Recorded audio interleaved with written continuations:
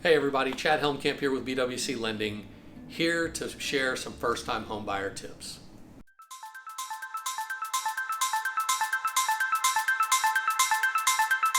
First-time homebuyer tips.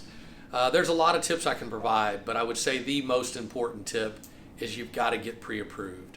And I encourage all of my prospective homebuyers to do that 6 to 12 months prior to purchasing a home. Why? Because the most common questions I get from clients is, what can I buy? How much can I buy? What can I afford? What kind of rate can I get? Those are the questions that always get asked, and unfortunately without an application and a full pre-approval process, I can't really answer those questions very well. And so getting pre-approved is key. In order to buy a home, you've got to have a plan, and the first step in that plan is getting pre-approved. Any client that applies with me, I'm going to review their income, their assets, and their credit. Your income is going to tell me what your capacity is. In other words, how much home you can afford. So what your debt to income ratio is and how much you can afford on a monthly basis. Your assets are going to tell me, do you have the funds available to buy a home? As I tell all of my clients and my first time home buyers, you need at least 6 to 8% to be a strong buyer in today's market. You can have less than that, but 6 to 8% makes you really strong. So if you've got a $300,000 purchase price, you probably need somewhere in the neighborhood of about $18,000 readily available in order to be a competitive home buyer. Okay? And the last piece is the credit. Credit is the one thing where we get the most objections. Everybody's afraid. I don't want you to check my credit, it's going to hurt my score. I don't want you to check my credit, it's going to hurt my score. Well, what I tell all clients are simply this.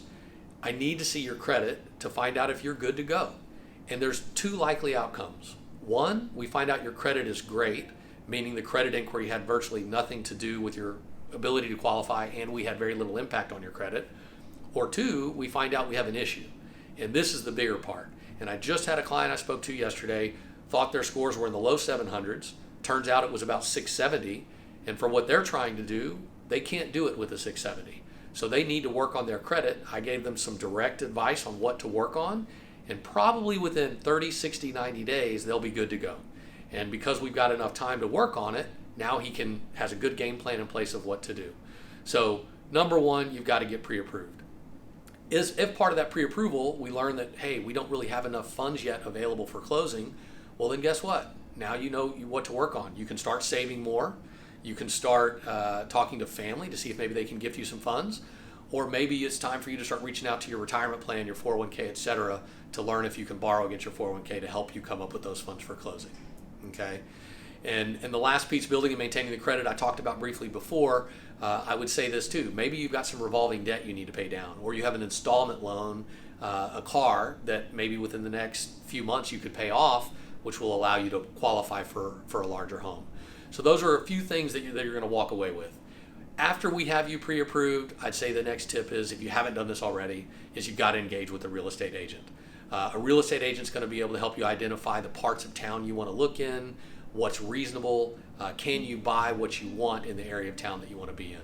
So just a few tips for you today. Hopefully that's helpful. If you've got any other questions or concerns, please don't hesitate to give us a call. Have a great day.